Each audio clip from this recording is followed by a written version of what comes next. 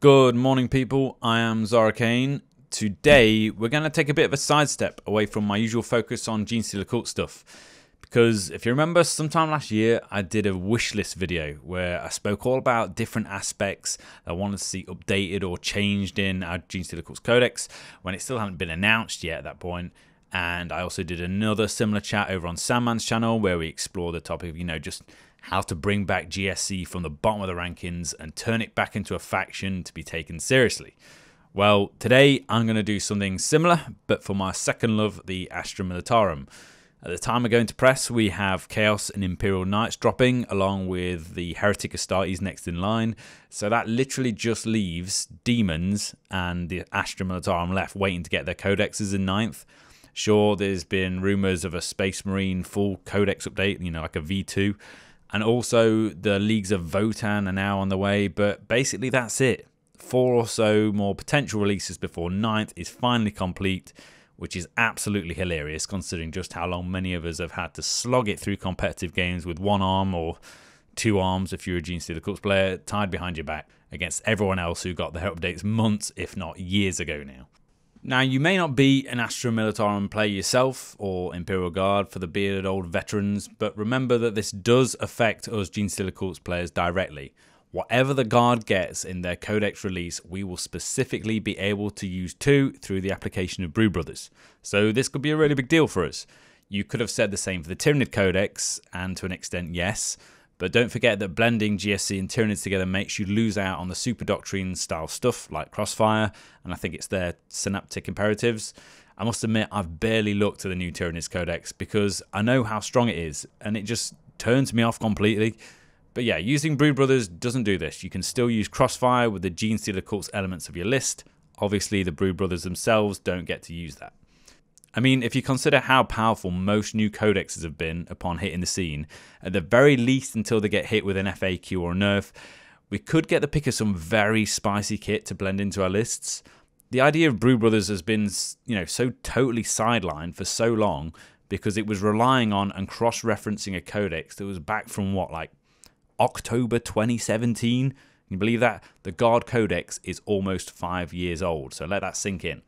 So yeah, I'm going to have high hopes that it will come back literally pumped so full of steroids that it crushes every other army out there, and it's got its time in the sun as a dominant force in the meta. It's been at the bottom for so long, just like Tau was. The Guard deserves it. I'm not even just thinking of this from a Brew Brothers perspective. I literally have so much Guard stuff sitting on the shelf that I never use anymore simply because the playstyle was kind of blunt. It's a little too straightforward perhaps, one-dimensional. Having spent most of my time in game as GSC, when you flip to the Guard, the lack or need for strategic coordination and shenanigans really hits you. It's literally a case of you field your masses of infantry or your wall of tanks, you try and smash the enemy with sheer overwhelming firepower or swamp them in bodies and win the objective game. I'm not saying that a gifted commander really can't work magic with it, but it's just kind of limited, and you really do get that sense of being a World War II Soviet field officer in space. You get your troops, you send them off against an always superior force, you sustain a shitload of losses, and maybe, just maybe, through the blood of enough men, you can clasp a victory. That's how the Guard works. The question is, will Games Workshop try and change that ideal? Personally, I think you would upset a lot of core Guard players if they deviated too far from that idea. The Guard is this huge, unfathomably sized military element under which millions of infantrymen die on a daily basis across the galaxy. It should reflect that. It's always been about strength in numbers, about the sacrifice of those men's lives to achieve glory in the name of the Emperor, and that's what makes it so attractive to so many of us. It's not, one of these factions that boast to be full of the finest, most skilled and dangerous individual warriors and heroes ever known who can single-handedly cut through hordes with ease and live for centuries and millennia on end to go on grand crusades and blah, blah, blah, blah, blah. I cannot stand that shit. Give me the underdogs any day. 10 down-on-the-luck infantrymen with las guns, second-rate flak armor and barely any ammo up against insurmountable odds. That's what it's all about. That's the story I like to see unfold when I'm in a game, at least in my head anyway. So one of my concerns will be that Games Workshop may try and change the faction structure of the Guard and push it towards more of an elite force, smaller numbers, but with greater potency. And this has been teased and talked about amongst other sources on YouTube and stuff, so it's not just a random worry. I mean, right now we do already have the secondary guard faction, the Militarum Tempestus Scions, who already fill that elite quota, but my guess is that we'll see a move towards some kind of veteran guardsman detachment idea for the main force, like, you know, you get in Kill Team. This could mean, for example, access to troops who all have higher weapon and ballistic skill, more attacks, better guns, so you'll be fielding less individual models, but each one having increased ability and staying power. Personally, I'm fine with this as long as it becomes a choice, a route that we can go down but not restricted to. Because a lot of traditional guard players strongly identify with that huge horde army aesthetic where they field all the infantry and the artillery and the tanks, which individually suck and die easily but win through attrition. They'll be feeling very sidelined if that aspect becomes a thing of the past. So anyway, I've been rambling on quite a bit already. I want to get into all the specifics, but then again, this is a massive faction which it's probably got the biggest back catalogue apart from Space Marines, so there's a lot to cover and consider. It's not just about the individual units that make up the force, but how they play together and how the rules might be updated to support them. So let's kick it off with some fun stuff. Baneblades, and of course the other super heavies. So name a more iconic tank in the world of 40k. Go on, don't say the Lehman Russ because it just ain't as fucking cool, is it? The Baneblade and all of its lesser known but equally epic variants like the Shadow Sword, the Hellhammer, the Stormlord, the Doomhammer. I mean, fucking hell, Doomhammer. How can that not be the best unit in the game based solely on its name? Sadly, all of these have been nothing more than liabilities in 9th edition so far. If you bring one to even a semi-competitive game, you'll still be laughed at and simultaneously applauded for making the choice no one else would. Why? Because they just die. They get destroyed so easily, and then wham, there goes a quarter investment of your 2,000 points army list. I mean, I remember one of the first games I ever played as Guard, I took my newly assembled Stormlord against my mate's Blood Angels. He got the first turn, he flew across the map instantly with a Librarian Dreadnought, and he destroyed it in one attack. And that was a wake-up call for me. These things are supposed to be like mobile battle fortresses, leviathans that just steamroll through everything. Go and read the Black Library book, Baneblade by Guy Haley. It's actually a decent read, which can't be said for a lot of Warhammer literature.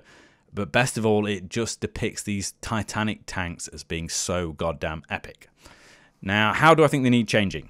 Well, I think it's all about durability in this case. A Baneblade needs staying power. It needs to be able to take a battering and still come out the other side smoking but ready to go another few rounds before the enemy can get it off the table. So let's look at some obvious options that have been applied to other armies' vehicles with some logical success. First of all, one which we should all be familiar with is rugged construction as we know it on the Goliath trucks, ramshackle as the Orcs know it, or duty eternal as Dreadnoughts call it. Simply damage reduction. Every time a weapon inflicts damage, reduce the number by 1. So it's got a big effect on a lot of mid-power, mid-volume attacks. Anything that's damage 2, like autocannons, plasma, heavy bolters, and all the other variants across the other factions that, you know, their versions of those classic examples. It means that the enemy has to really tech into proper heavy anti-tank weapons like las cannons or melter, any other D6 or D3+3 style stuff, which in reality would be what they would have to do to take down that kind of threat. It makes sense to me. Remember that there's weapons out there now like the Hammerhead Railgun, the Tyran Effects Rupture Cannon that are putting out minimum 6 damage per hit. Minimum.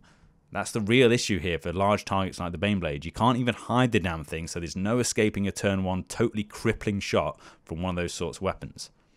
Next up would be a simple buff.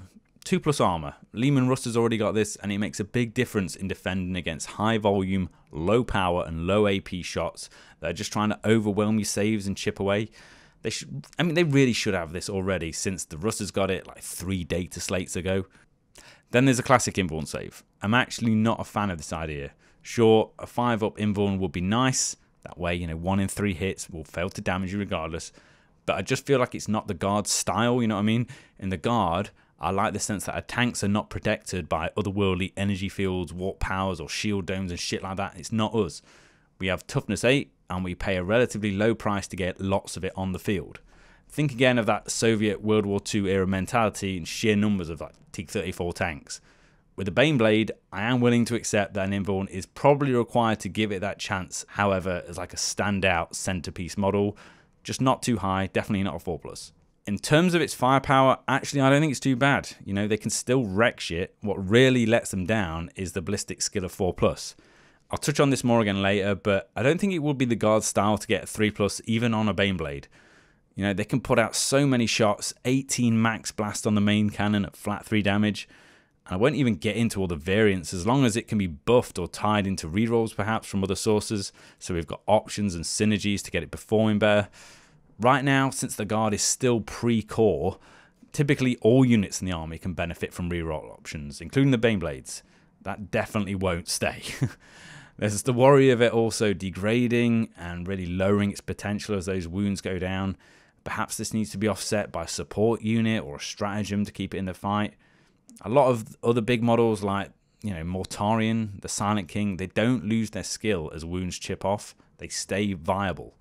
Lastly, I'd love to see the stratagem Crush Them baked into the datasheet, which bumps your weapon skill up to a 2+ on the charge.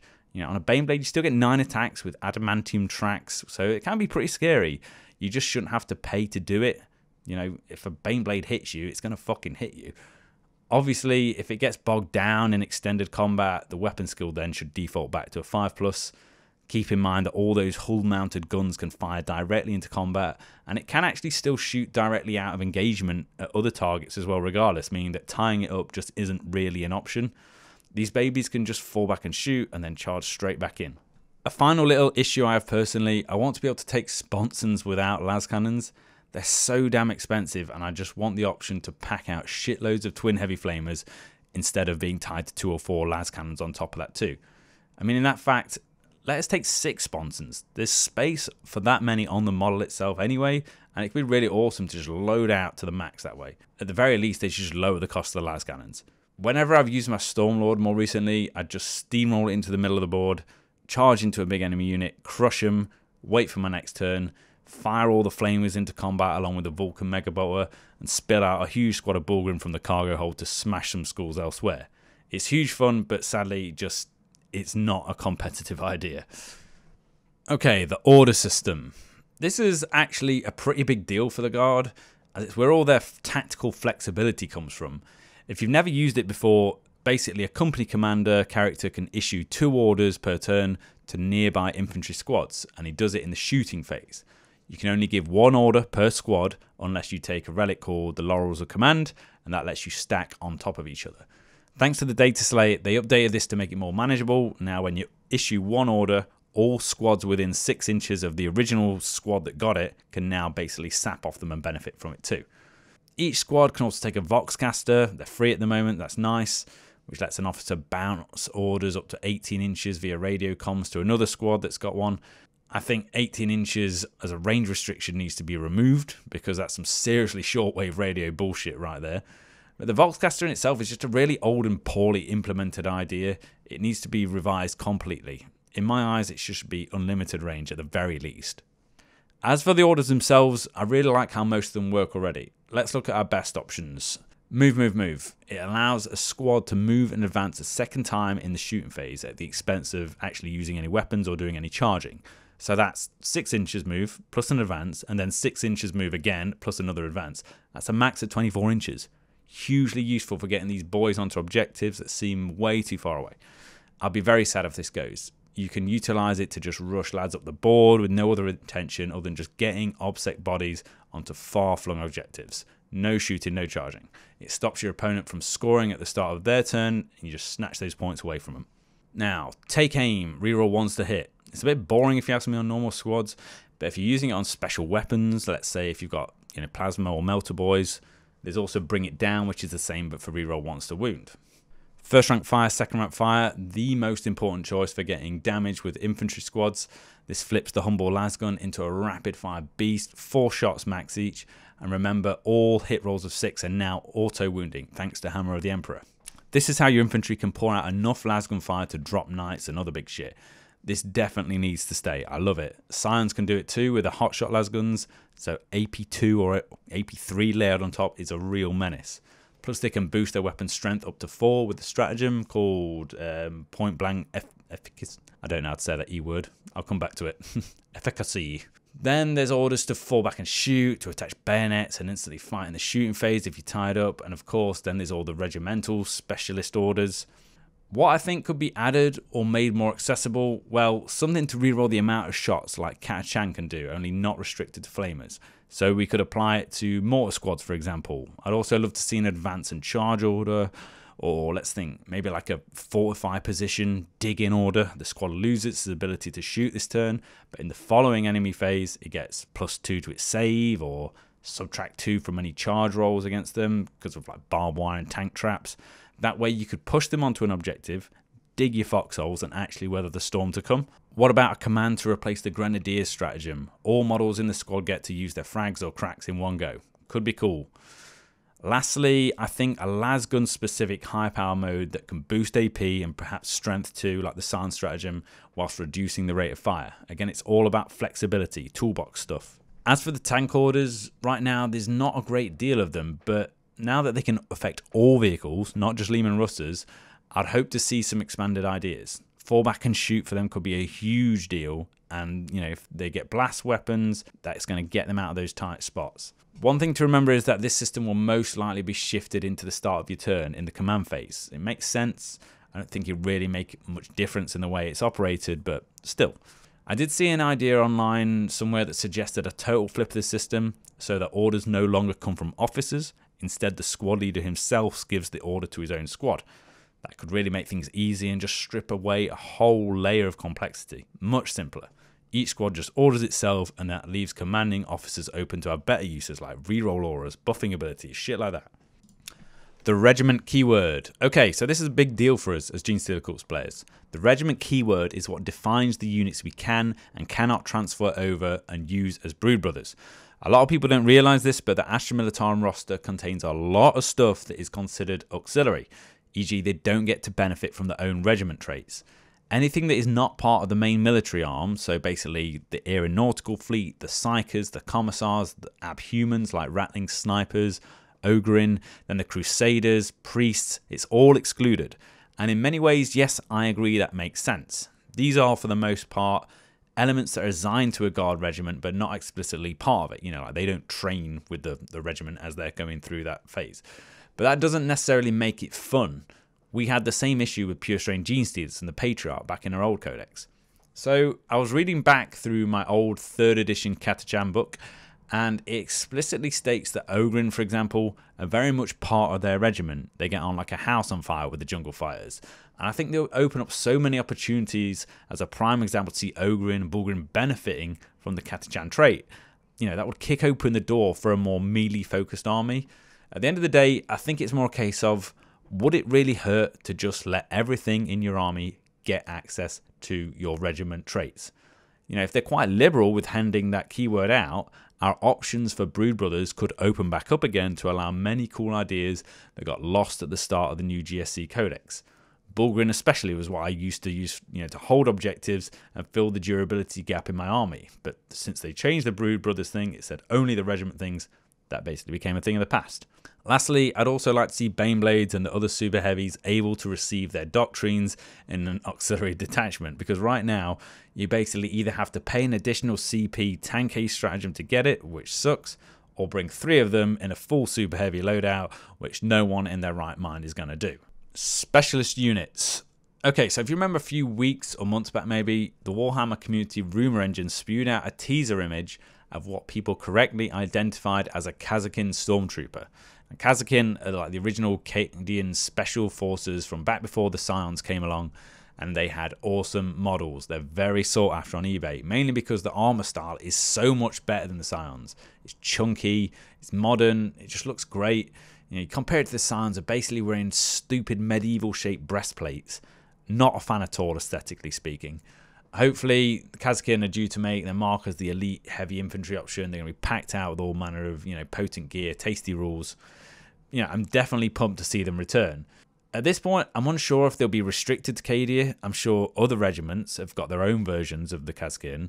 But it begs the question, why can't we see these other regiment-specific special units? You know, Cadia has got their characters like Pass, Creed, and Kel. Catachan's got Sly Marbo, Strachan, and Harker. But what about all the others?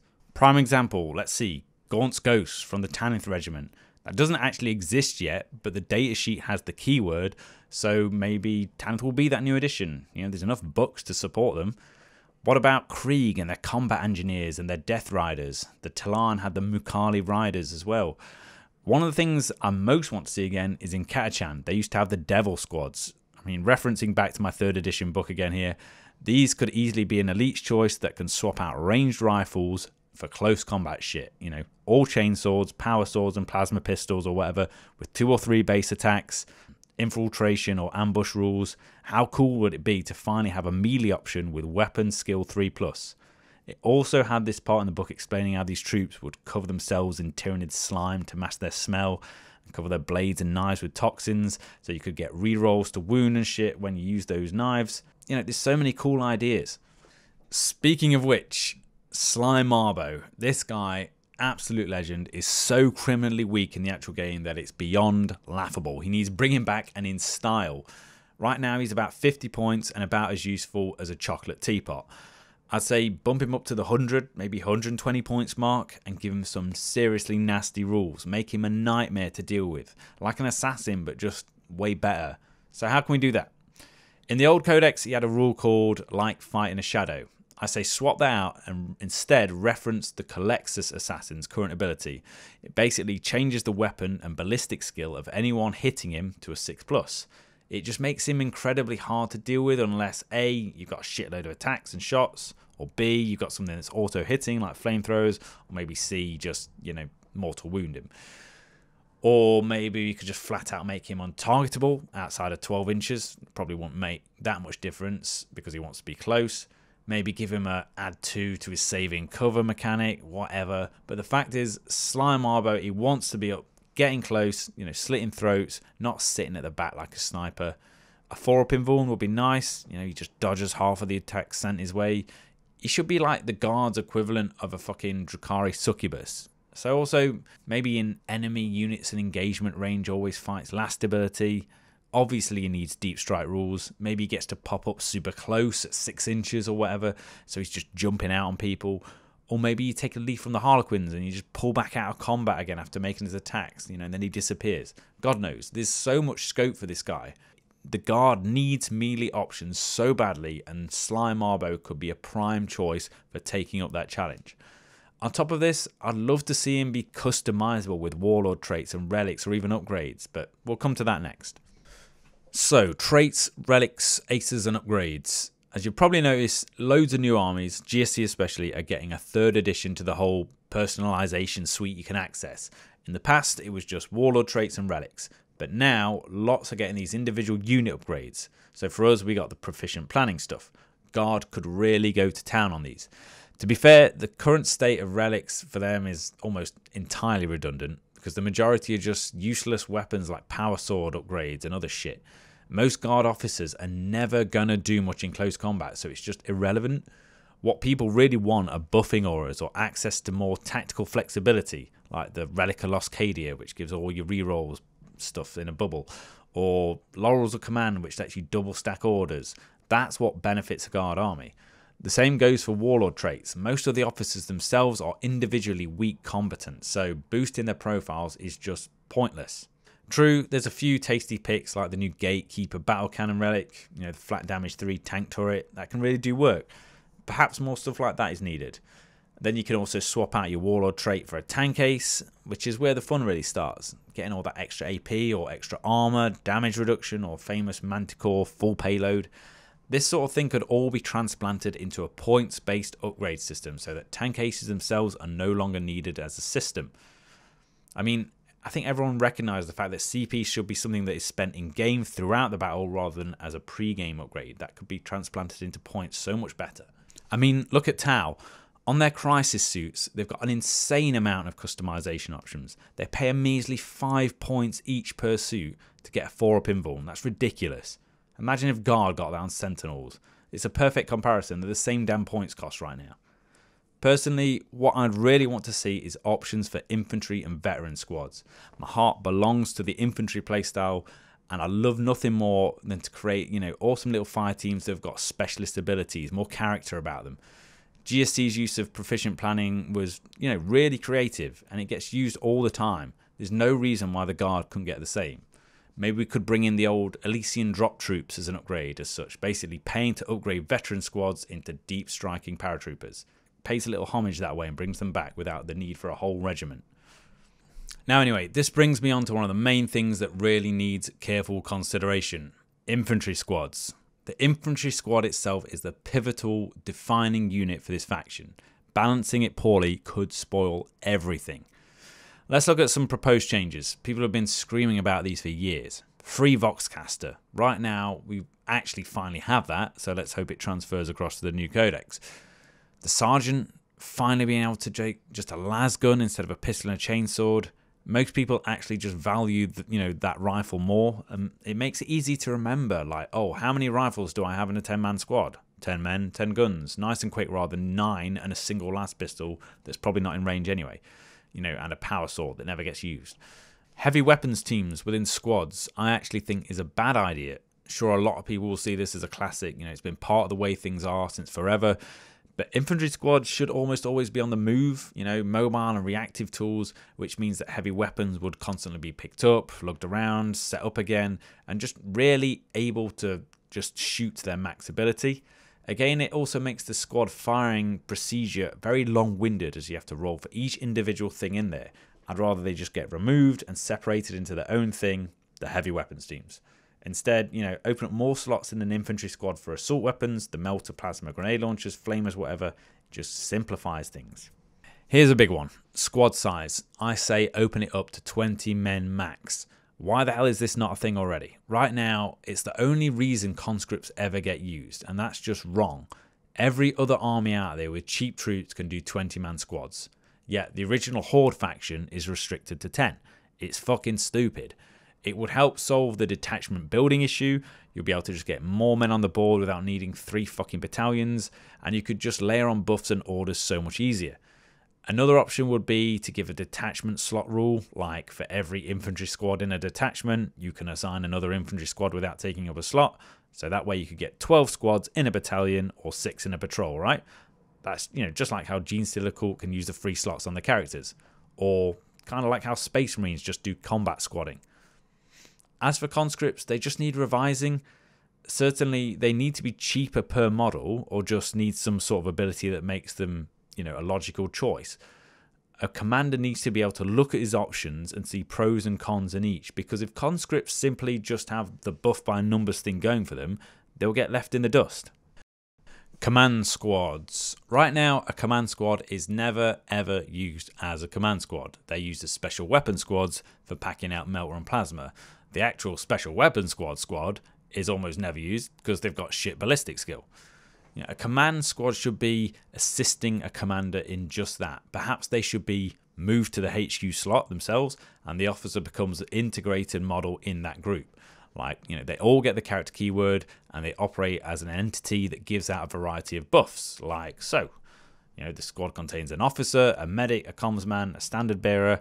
The officer gives out a rerolls to hit aura. Medic gives out a feel no pain aura. Commsman gives out a full chapter rerolls ability to 1 squad per turn.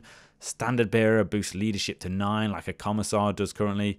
You plonk this squad in the middle of your main infantry fighting force and they just do what they should be doing. Force multiplying. I suppose you'd probably want to make sure that they only count as 1 character together for the sake of assassinate rule, otherwise they'd be giving out mad secondary points. Food for thought. Regiments. Now, most factions typically get a choice of 6 sub-factions, whatever you want to call them. Cult Creeds, Hive Fleets, Tau Seps, Orc Clans, Forge Worlds. The issue we have with Guard right now is that we have a few too many, and then you've got all the custom build your own combos too. I fully expect that some of these might get cut out. Sorry, Morty and Glory, I think your flagship regiment are a prime example of something that might go the way of Legends. There's just not enough people out there who specifically use that army to justify needing representation in the main rules. It's not like you can't just use the custom traits and say, okay, this is my Mordian Iron Guard regiment. The issue with them right now is they're just not individual enough for a trait. Sure, they look individual, but I'm talking about the fighting style. So let's look at the main options. Cadians, Born Soldiers, reroll 1s to hit if they don't move. It's a classic. It doesn't need to change. Pretty strong on its own, but probably would want some additional bonuses. Maybe something that increases their effectiveness through the order system, automatic double stacking, or something like that, like Laurels or Command gets. Catachan, brutal strength, bumping those infantry up to strength 4.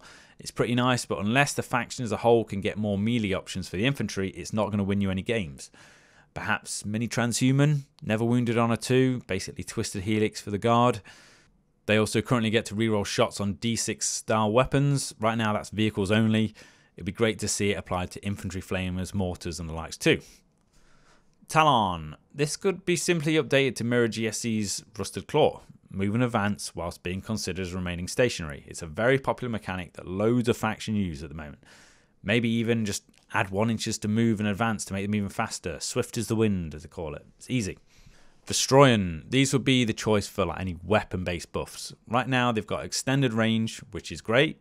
Maybe they could get inbuilt wound rerolls. I mean, basically I'm just thinking bladed cog for the guard.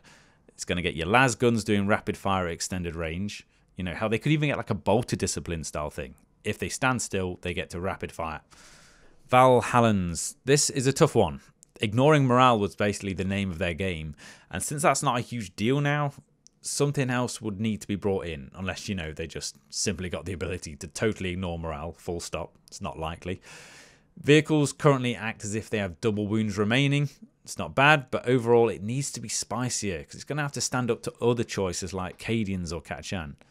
Maybe a 6-up invuln across the board or damage reduction on the tanks. I mean, that would make a big difference. It would really open up a lot of ideas. You could do a feel no pain, but that just adds in so many extra dice rolls per turn. And, you know, we need to move in the opposite direction. Less dice rolls. This faction is already like the slowest one to play. Krieg, I think their current one is absolute shite. It's the typical when a model dies, they get to shoot or fight. But first you got to roll a 4+ to check if they can do it. And then you remember that most of the guard roster has a dogshit ballistic skill and dogshit weapons skill to boot. It's another slow, worthless mechanic. You know what would work? How about add 1 to hit rolls on the charge, Pauper Princess style, or add 1 to attacks characteristic on the charge. Increase the melee AP by 1. That way it's going to make players really push their ideas towards a World War I trench assault mentality. You know, that's what Krieg should be. And yet again, it opens up options for using guard as a melee force without the need to change parts that come in a kit. Earlier, I mentioned the addition of a new command order to advance in charge. Perhaps that could be the Krieg specific one. Mordians. I suppose they could get exploding 6s to hit buff or something like that. Or perhaps a buff to Overwatch. Like they can always Overwatch for free and they do it on a 5+. Honestly, I just think they need to be cut out.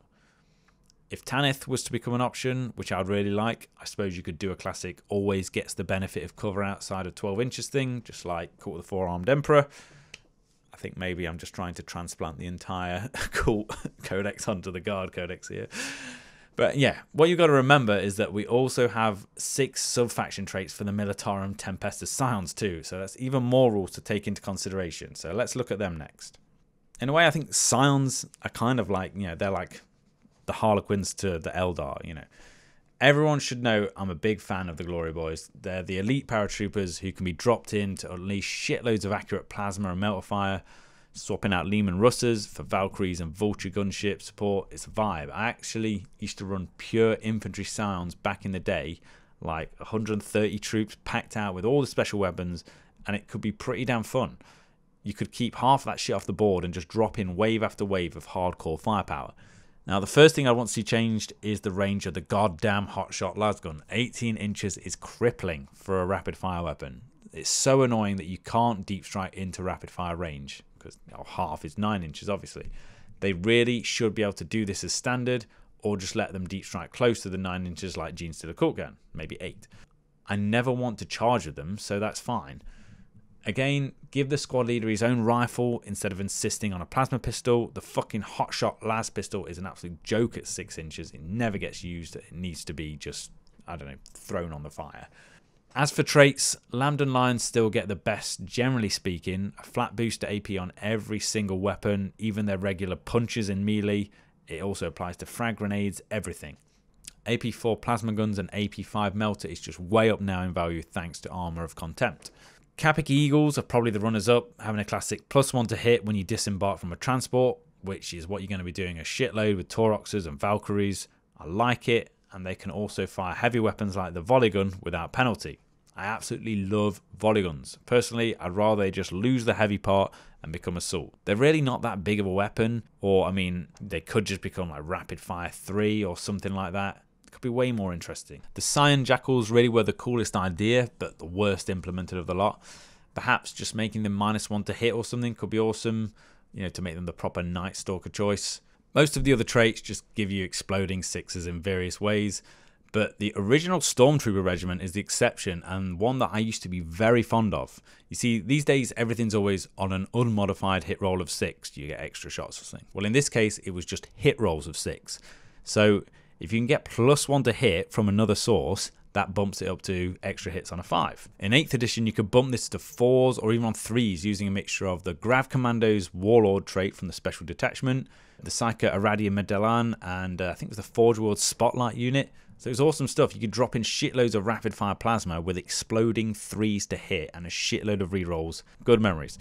Some of the specific stratagems are great too. I love to see them get toned up and made a bit nastier. Lions have Gifts from Mechanicus, where wound rolls of 6 are converted into mortals, which is very nice for first rank, second rank fire on lots of hot shots.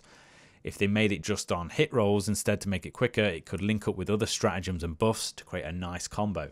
I just love it when you used to be able to do this sort of shit so much. Combos really do seem to be a thing that 9th has cut down on, at least in the factions I play. Lambden Lions also have the Shield Dome Bubble, which was an awesome relic, so you could just get all your guys stacked up around your commando. They've all got a 5-up in Vaughan.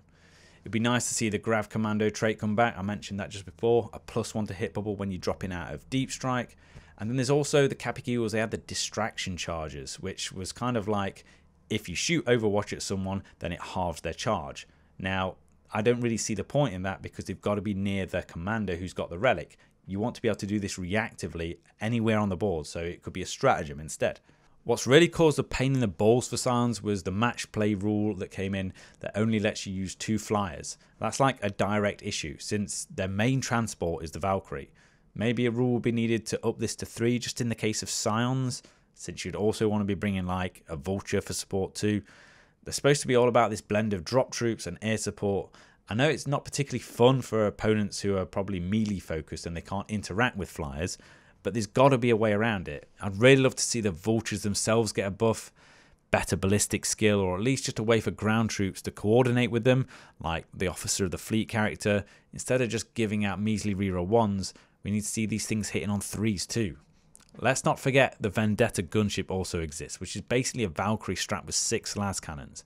For the price you pay, the damage output is horrendously low. These could be so much better and restricted to Science perhaps. Fuck D6, we want a shitload of flat damage 3. Tank options. This is a big one, I guess.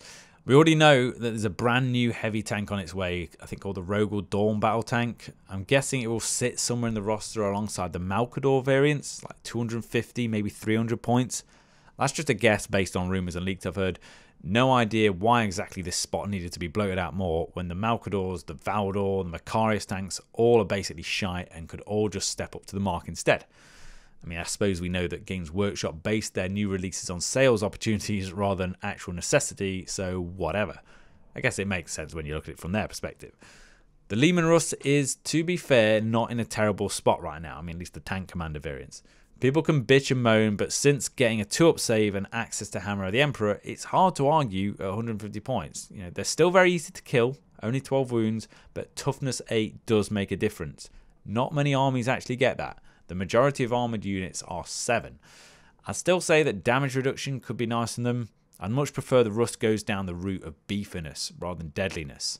The crew driving these beasts are still just, run-of-the-mill humans. They're operating antiquated weapon systems.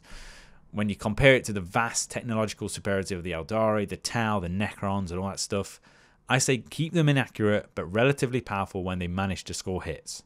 In an ideal world, I'd say scrap D3 damage on the battle cannons, just make it flat 2 so your damage output is more consistent. Make the Plasma Executioner go up to flat 3 on overcharge, but more costly. The Exterminator autocannon, that just needs more shots or more AP to make it viable. The Demolisher is pretty solid right now as the D6 damage option. The Punisher could probably do with some AP, but I would also say it's pretty decent. The Eradicator Nova Cannon, another D3 option that's supposed to be for killing heavy infantry in cover, it's definitely going to need more AP and flat damage. maybe have it do flat 3 when targeting non-vehicle or monsters, so it has that specific role of killing Terminator-style models. This brings us on to the Vanquisher, and if you ask me, this has got to go the way of the Hammerhead Railgun. Just one shot, so if it misses, it misses. It ignores invulns, flat 6 or flat 6 plus D3 damage or whatever. It's going to cost more, but it's useless against infantry. Perhaps it re-rolls its one failed wound. It just needs a massive glow up, and it needs to be a one-shot wonder. You know, if it misses, you fucked it sort of weapon. Then there's shit like the Hellhounds, which I am very fond of because they just don't care. You can speed them forwards, they flame everything, they charge it, flame it into combat, auto hits everything. It's simple. You can stick track guards on them to ignore any movement modifiers, and the Inferno Cannon just doesn't care about it if you degrade. I tried out a list not long back against Eldari and Harlequins, so it was 9 Hellhounds and 6 double flame Chimeras, and it was beautiful. It kicked ass, and it was so straightforward and fun to operate that list. The only problem was that as soon as one Hellhound blew up on a 4+, it would start a chain reaction that ignited the damage one next to it, and so on. If you push them far enough into enemy lines, it can actually work for you in your favour. Just don't tell the tank crew. Sure, they could do with a boost, perhaps keep them fragile, but up the damage on the Inferno Cannon and get rid of the other variants, like the Devil Dog. They're just totally unnecessary. When it comes to the Malcadors and the Macarius variants of heavy tank, I really think they just need access to grinding advance, the ability to shoot twice if they move less than half distance. I mean, why would you ever choose a tank that's twice the cost of a Lehman Russ that can only fire its identical battle cannon half as many times? They either need to resolve that issue or just make the heavy tanks way more powerful in other ways. And one of the first models I brought back in 2019 when I re-entered the hobby was the Macarius Vulcan. I saw it in a display case at the Forge World store in Nottingham and instantly just said, that bitch is mine. And originally it was a monster. 30 shots of flat damage too back then was nasty. Then mass damage reduction came along and it ruined the party. The Imperial Armor update book was released, and they literally halved its output to 15 shots, and it stayed at the same points cost. They ruined it. To date, that book is probably the worst and most underwhelming release that I've ever purchased from GW. I'd happily burn it. But my point is basically that these more obscure heavy tanks need to be beefed up. My worry is that since they're Forge World, they basically will not get that treatment unless they decide to import some of them over into the main Codex book, which is pretty unlikely, I guess. Hammer of the Emperor. So let's have a quick talk about the Super Doctrine ability itself that has been duct taped onto the Guard in this late hour and has actually shaken things up a fair bit. The big question is, will this remain in the new Codex, or is it literally just a temporary fix designed to keep the faction alive until something more focused comes along? Tyranids got the same with Crusher Stampede, and then that basically got written off in an FAQ, so it's anyone's guess. Now there's two parts to this, the first being the auto wound feature on hit rolls of 6. I honestly can see this staying, but perhaps becoming a core restricted ability.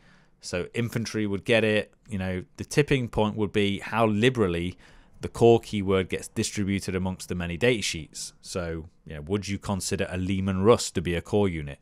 I mean, I would in theory, but does that mean that GW want it to synergize with whatever buffs and auras can be in play? It could go either way. Obviously, I really want Scions to get access to this ability. They don't at the moment, because out of anyone, they're super fucking skilled and should be able to put that hurt on targets better than anyone. Overall, I think it is actually quite a thematic and well-placed use of the auto wound function. I picture just line after line of lasgun infantry pouring so much concentrated fire onto a target, the sheer volume has a critical mass effect and it just literally melts through stuff. That makes sense to me, and best of all, it's unique to the faction. It's quick and easy to use when rolling dice, and it allows basic infantry to remain relevant no matter what the foe. The second part of this is the artillery bonus. Now, whilst I do like it, again in theory, the Guard are the artillery faction, they do it best, but, and this is a big but, since the data slate change, I've come up against a lot of people, all online mind you, on Tabletop Simulator, using massed artillery lists.